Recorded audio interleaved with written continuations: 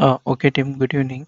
Okay, so the screen which you are seeing now is a console screen. Okay, so I'm trying to explain how the system will start loading. Okay, so whenever you do an IPL and your console first starts loading, it is the symbols which the system reads. Okay, and the screen which you are seeing, it is a part of IRIMS. Okay, so the initial messages which you are seeing, these all are part of your IRRMS. So IRRMS stands for IPL Resource Initialization Module. Okay, so this is the phase before your nucleus initialization module. Okay, before the NIP phase starts, your IRIMS phase will be the first phase which the operating system will use to load. After that will be your nucleus initialization phase. Okay, so this system is quite fast and it is getting loaded very fast, and you can already see there are a couple of address spaces which the system has started reading. Okay, so why I'm trying to show you this is most of us will not get this screen to see on a regular basis. Okay, so when we do IPL, that time only we can see it. Okay, so the messages which you are seeing now are still part of your NIP, that is nucleus initialization phase. The system has entered into now nucleus initialization phase. Okay, so these are the two important phase through which the system goes when it is booting. Okay, so let me put some information on IRIMS phase. Okay, that is your IPL resource initialization module. Okay, so when your system is first reading your sysres volume, that is when you are adding a new load and doing an IPL. Okay, so the load is stored on sysres volumes. Okay, so how the load is read, how the sysres volumes are identified is through a program called as bootstrap. So this whatever I'm telling next 5 minutes is just a theoretical concept and completely related with your the core system. Okay, so there is a module called as bootstrap module. Okay, the bootstrap module first reads your IPL text. Okay, so when a bootstrap module reads the IPL text, okay, so it will be able to find on which sysres volume your load is stored, that is your load module is stored. Okay, so when once it reads the load module, then it actually starts loading the system and it enters into the nucleus initialization phase. So as these messages you can see are popping up very fast, and also they are disappearing, so we will be not able to catch what is happening here. So what I have decided is whatever messages I'm getting here, okay, so through this I'm not able to understand. So what I will be doing once all this initialization is complete and your system is up, okay, so we will log into the system and we will go to your syslog. Okay, from syslog I'll try to take the data. From there I will be explaining you how your system is booted. Okay, which are the palm lip the system has used and which are the members the system has used. Okay, so how the symbolic members are getting selected, from which palm library, which member. Okay, so all those details I'll be explaining you from the syslog. So now presently here we will just monitor how your system is getting loaded. Okay, so here you can see there is a message in red color which says your OMVS is waiting for a job entry subsystem to be initialized. So OMVS is a part of your Unix. Okay, all your Unix commands you can execute in OMVS system. Okay, this is part of the subsystem which has been added to your ZOS. So this will be represented as one of your address space in the console, and your just2 will be represented as one of the address space in the console. So now the command which I am using here, I'm trying to list some of the address spaces. So display A stands for address, comma L stands for list. So when I give display A comma L, you can see initially your NetView is one of the address space. Okay, if it is listing here, it means your NetView is available to use. Okay, and your rackup. So these are the two address spaces which are available. You can call them as also you can call them as a subsystem, but the technical terminology for subsystem is completely different. So subsystems are the part which are added externally to your ZOS operating system. So some of the examples of your subsystem is your DB2.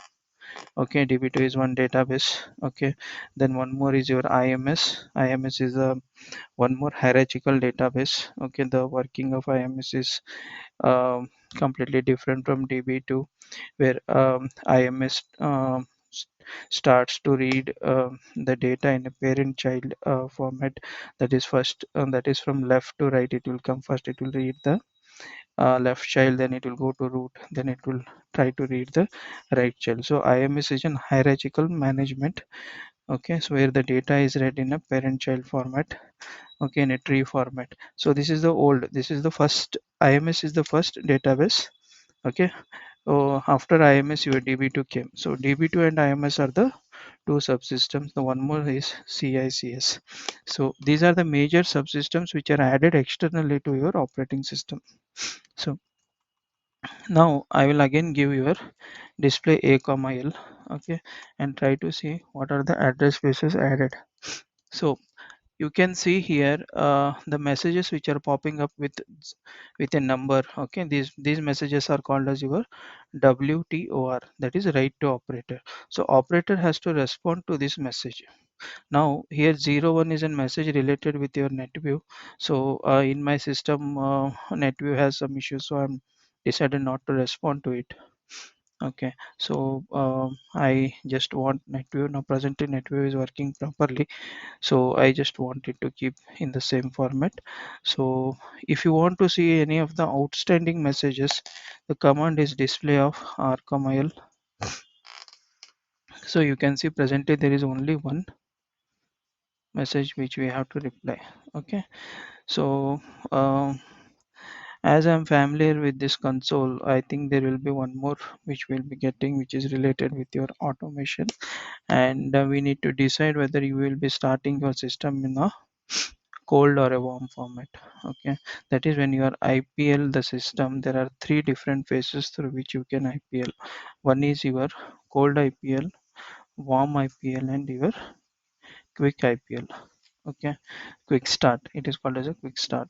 So here you can see there is one more WTOR which we got 02, and it says select an option by which you want to start the automation. That is, now your actual booting of the system will start using your automation. Your gesto will be loaded and all your address spaces will be loaded.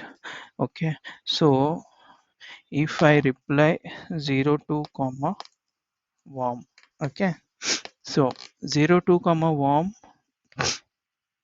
we give when there are no changes, when there are no new modules added to the system. Okay, so when there are any new modules added and the system is getting loaded for the first time, it is always the cold. Okay, so this again internally is related with the concept called as CLPA. Okay, which is a part of your page data sets. Okay, so these are all the different concepts we can see later. Now presently I am responding to 02 by giving warm. So warm is a normal start of your system. Okay, so you can see here it is clearly giving warm. Warm starts from cache, and whereas cold starts from the disk. Okay, so we always go with a warm because it is a normal start. I'm giving here it as warm start. So now reply to 02 is warm. Okay, so now a build is started. What is meant by build is internally predefined set of data sets which a system reads, and the build there is a team which will be deploying the build. Okay, in most of the softwares, you can see there will be a separate team which will be doing the build. So using that build, whatever data sets and modules are added in a build, your system will start reacting as per the modules. So here this is an automation. So now going forward, your system will start loading on its own, and it will if you keep on giving d of a comma l, okay, going forward you will be seeing there are more address spaces added here. Okay, so as we will be not able to completely understand the messages given here because these are moving very fastly. Okay, once the console is up properly, okay, so there are two address spaces which I'm trying to concentrate. One is your TSO and one is your just2. Okay, so when these two address spaces are listed, it means I'll be able to log into my mainframe operating system, and I'll be going to the syslog and I will try to read the syslog. Okay, so now you can see there is a new address space SMF. Okay, and this sys1 dot man1. Okay, this is one of the data set called as dump data set. Okay, man1 and man2 are the two SMF dump data sets. Now if I display again a comma l, you can see there is a new address space added called as SMF.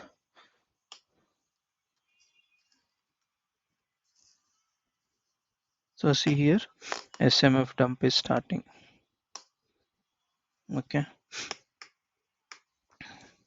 so too frequently used command when your system is booting are display of r comma l, which will show you wtor, that we have only one now. And see, now here you can see the palm lib. Okay, adcd dot palm lib, doza dot palm lib, and sys1 dot palm lib, sys1 dot ipl palm. Okay, these all I'll be explaining you through the syslog. Once I take the syslog, from there I'll be explaining. Here it will be moving, so I'll be not able to uh, explain. And here stc stands for your started task. Okay, all are the started task. So now when I give again display of a comma l, you can see couple of more address spaces being listed. So now you can see there is just to here. Okay,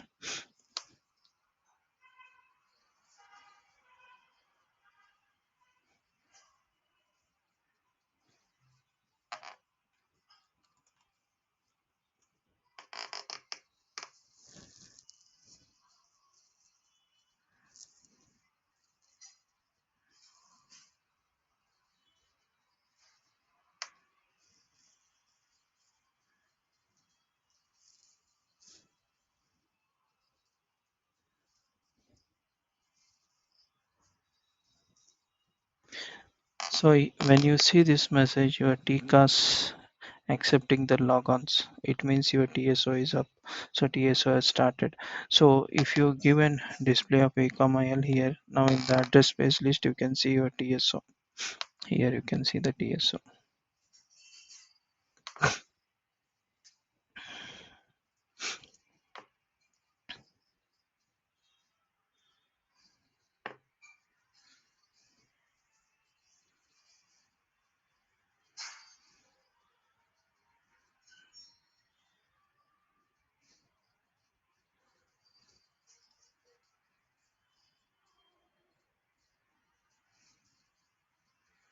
Okay, so it might be coming to your mind like, so what is the time until we have to keep on monitoring the console? So I usually won't do in that way. What I we'll usually do is I keep on giving display of a comma l and see how many address spaces are listed, and I'll be concentrating on two address spaces, that is just 2 and TSO most of the time, and all the address spaces will come up initially. So this is not the right way. Okay, and we need to wait until your system is up. Okay, so there is one thing which I want to again try to highlight here is, now you got just 2 here. Okay, how I will identify just 2 is active. How just 2 is active, how I will identify is display j comma just 2. Okay, I'm trying to displaying just 2 details. Okay, so you can see there is a parameter when I display ct. Okay, so in ct we have to concentrate on this last value. Okay, if it is active the value will change. Okay, so now display j comma just 2, that value will be changed now. You can see 163s. Okay, so it means your just 2 is active. Okay, and now if you see, there will be again still only one reply which the system is waiting, that is 01 here. So I don't want to respond to this in your real time. Okay, this depends upon how what your what is the process in your current account, whether we are replying or not. So now one more time I'll be giving display of a comma l. Okay, so now the major address spaces, one is your net view. Okay, second is your hack of, third is your just 2, and one is your TSO, and one is your TCP/IP. Okay, TCP/IP is for your networking, and TSO is to log into TSO session, just 2 is to submit the job, and NetView is to check your automation things. Okay, so the major address spaces which are required to log into the system are available now. So I'll be trying to log into the system, and I will, after login I will go to SDSF. Okay, from now when I log into the system, what I'll be showing you is how to go to your SDSF, from there how to go to the system log. Okay, and from that system log we will try to take all this your console data when your console is started. Okay, from this data I'll be trying to explain you what are the palm lib the system has used to boot up. Okay, and how these address spaces are getting loaded. So see, these address spaces are part of one of your JCL procedures. Okay, so these address spaces will be activated and will start when the system will start using this. Okay, through one of the palmlib member. Okay, and what is that palmlib member, I will show you from where this address spaces will be read. Okay, so before closing today's session I want to explain one more command, okay, which is important, is your display IPL info. Okay, so why I am explaining is this is an C list. Okay, IPL info is an C list stored in your sys1.proclib. Okay, sys1.proclib is one of the data set which I will be explaining from your syslog when I take the syslog data from there. So when I am giving display IPL info, okay, so internally a C list is executed from your sys1.proclib and it is trying to display the details. Now why I am executing it here is I just want to take the data so that using the data I will search it in a syslog. So what data I'll be taking? So when I do display IPL info, enter. Okay, see what is the detail it is giving is your system is IPL as 1838 on 7/21/23. Okay, so the release of your operating system is 0.110. Okay, so when your system is getting IPL, okay, what is the load it is using? Okay, so the load used is LOAD SA. Okay, SA is SA is your naming convention which your bootstrap module will be searching when it tries to read the load. It will be searching for your SA. Okay, so there is again a different way how to read the load module. Okay, so load SA is the load module which is stored on your sys1.ipl palm. So how this is read by the system is there is a module called as bootstrap module. Okay, so bootstrap module is a part of your IPL resource initialization module, which is the first phase before your NIP, that is your nucleus initialization.